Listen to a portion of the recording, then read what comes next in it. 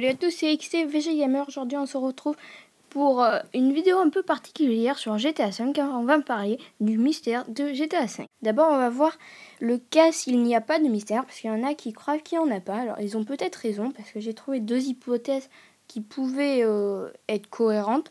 Alors, la première, c'est que Rockstar fait croire qu'il y a un mystère.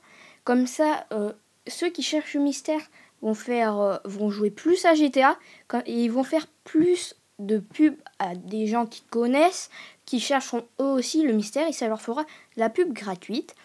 Ou sinon, il n'y a pas de mystère parce que Rockstar, dans quasiment à mon avis tous leurs jeux, mettent beaucoup de clins d'œil et ils ont, à mon avis, non, c'est une hypothèse qu'ils ont mis tellement de clins d'œil qu'il y en a qui ont cru que c'était le mystère. Alors ça c'est cohérent, ça peut être cohérent, mais moi je crois plutôt qu'il y a un mystère, mais bon après ça se peut aussi.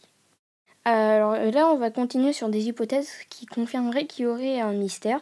Alors la première hypothèse, ça serait par exemple sur le passé des personnages, savoir comment Trevor et Michael se sont rencontrés. Parce qu'après, avec Franklin, on le sait, c'est tout au départ, après le braquage, je crois. Si mes souvenirs sont bons, c'est juste après qu'avant de voler une voiture, il parle à Michael et après il vole une voiture et tout ça.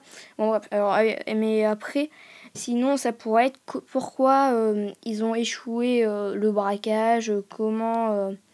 qu'est-ce que ça aurait fait s'ils auraient réussi. Ça peut être un truc comme ça, surtout que Rockstar, ils mettent beaucoup de trucs quand même qui est un peu tordu. Alors ça serait un peu cohérent. Après, il y en a des qui sont plus possibles que celle-là, mais ça reste quand même une piste. Alors là, on va passer à la possibilité, à mon avis, la plus probable. C'est qu'en fait, le mystère se découvre à la sortie de GTA 6. Vous allez me dire pourquoi? Tout simplement parce que à chaque mise à jour, il y a des nouveaux bâtiments qui se forment. Comme il y a récemment, il y en a qui ont découvert un espèce de hangar où dedans il y avait un sous-marin en construction. Et dès qu'on rentrait, on avait 4 étoiles. Et ce qui est quand même un peu bizarre, car quand on a 4 étoiles, c'est soit, je crois, à la base militaire et à la prison. Et je crois même quand on vole une voiture de flic, je crois, je suis pas sûre. Voilà, moi ça me paraît un peu bizarre. Et en plus, encore une fois, si c'est vraiment la bonne possibilité, ça serait en plus, comme tout à l'heure, un coup de publicité gratuite pour Rockstar qui serait comme ça, tout le monde chercherait le mystère. Comme tout à l'heure, quoi, ils passeront le mystère, ils diront que personne l'a trouvé. Tout le monde voudra le chercher, tout le monde achètera quasiment GTA 5. Du coup, c'est possible. Pour moi, c'est celle la plus possible. Alors après là, il y en a une autre, mais à mon avis c'est pas trop ça, mais ça pourrait quand même, c'est cohérent. Alors déjà que le mystère soit qu'en mode solo, parce que ça serait sur les personnages. Par exemple, Trevor qui est de la même famille que le tueur de l'infini et que du tueur de la maison 1807, qui sont quand même sur la map. Il y a quelques indices ou que Michael travaille par exemple pour le FBI ou le laboratoire humain qui travaille sur les aliens, comme il peut entrer dans une secte où il y a des disparitions en rapport avec les aliens. Il y a plein de trucs comme ça. Bon, là, avec Michael, je trouve que c'est un peu tordu, mais bon, à mon avis, c'est possible. Alors là, on va parler d'un mystère que tout le monde a cherché dès la sortie de GTA 5. C'est celui du jetpack, parce que dans GTA San Andreas, il y en avait un et personne ne l'a trouvé.